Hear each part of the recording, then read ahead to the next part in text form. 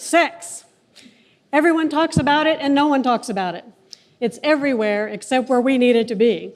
It should be in schools and homes and churches with young people talking about it without shame and in an educational, healthy way. We need to do more talking since Oklahoma's teen birth rate is second highest in the nation. Young kids believe that yellow Skittles will prevent pregnancy, and 8th grade boys think they have a strong pull-out game. We make a lot of mistakes when it comes to sexual health education, and I'm here to discuss a few of those many. For example, using euphemisms when it comes to body parts, thank you. It's not surprising that parents tell their small children that they have pee-pees, wee-wees, cookies, and pocketbooks, because that's what their parents told them, and their parents told them.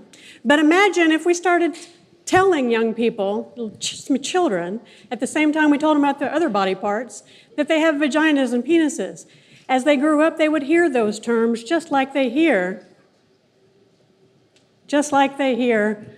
elbows, knees, and toes. So another myth that's out there, a mistake that's out there, is sexual health educators don't want to take on parent roles. Some people say those things should be taught at home. We agree.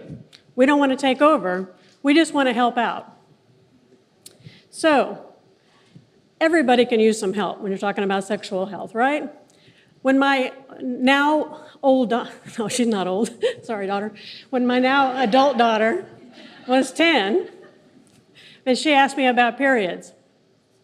Well, I kind of struggled when I had the conversation because I really didn't know what to tell her. So my son jumped into the conversation, and he saved me. He said, and as he talked about how the uterine lining sheds because the egg wasn't fertilized, I sat there in amazement. I'm not ashamed to say that my 17-year-old son taught me more about the menstruation cycle than anyone had prior to that time. Yeah. See, my son went to high school, and he had a teacher who was willing to talk to him about reproductive anatomy. I had a baby when I was 16, and I didn't get to high school. So now let's talk about separating males and females.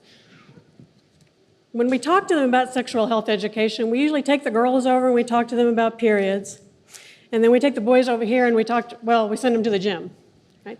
They really have conversations with males. We keep them out of the conversation. And then we're all surprised when they don't talk to each other when they grow up, right? So we need to do a better job. The reality is that menstruation is about reproduction. And if males don't understand the menstruation cycle, then they're not able to have the conversation or help prevent unplanned pregnancies. We have a lot of work to do.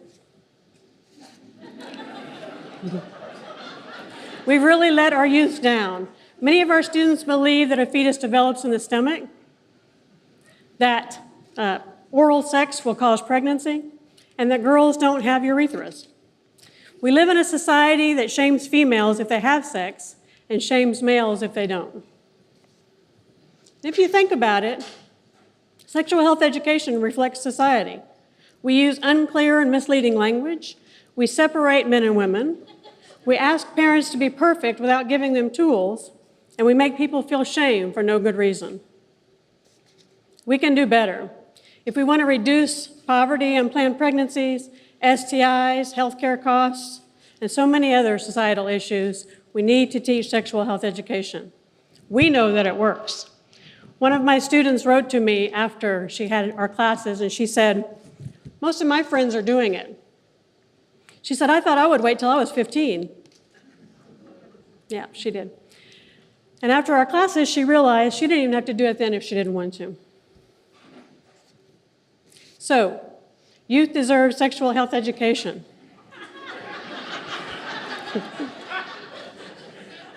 They need it taught without judgment, shame, blame, or guilt. Thank you.